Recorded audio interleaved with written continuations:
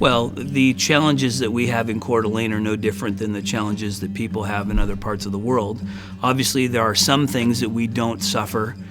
In our community, we would think that we don't have poverty or that we don't have people that are suffering homelessness, but in fact, we do. Not to the degree that we have in other places, and of course, here we have opportunity that other people may not have in other places in the world. But the needs of humans are the same everywhere. People need to feel loved. They need to feel acceptance.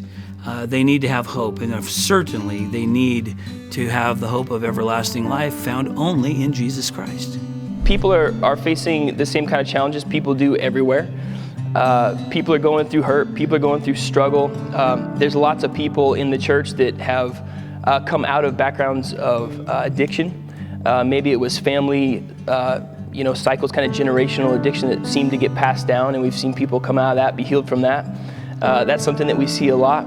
And then, of course, like everybody in the world right now, everybody's facing a lot of challenge when it comes to navigating all the tension.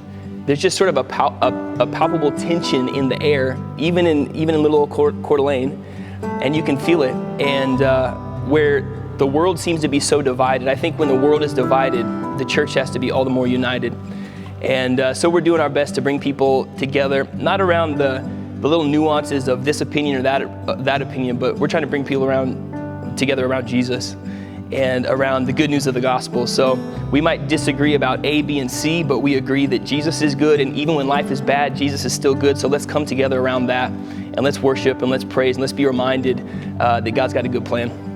We've had a really unique experience really as the human race, and especially as Christians and as the church, because what we need the most, we have seemed to be held out of by the nature of COVID-19, by some of the worries and fears that people have.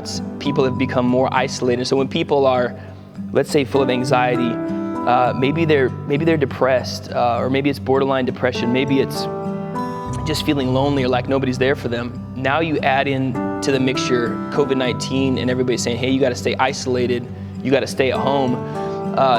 Those problems can be compounded. You know, you have some of the very, very, very evident struggles: addiction, drugs, alcoholism, whatever that may be, abuse. That are some of the big ones that may or may not be seen. But there's also different other areas that people struggle with because we fall short. We're sinners and we've fallen short. So a lot of times I think people can cover things in money and materialism, but deep down they still have pain and they have hurt. And so it doesn't matter from welfare to millionaire, from the uttermost to the guttermost. Christ can meet them where they are, and that's what we hope to lead people, who we hope to lead people to. I have seen that just a lot of people are limping in the area of relationship, broken relationship, whether it's spouse, with your children, friendships, neighbors, moms and dads. I mean, it just is, I think we're finding that in our society right now, just what we're going through right now, that in this cancel culture, that people are just cutting each other off instead of just addressing and facing the pain and having that uncomfortable conversations.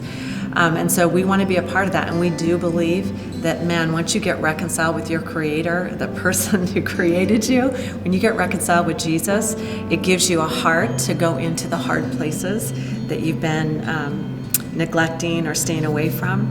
And we want to help people with that. Most of our city groups have curriculum and Bible studies and open conversation of what does that look like to be the bigger person and to go in and to restore the relationship and to be the vulnerable one and to say you're sorry first.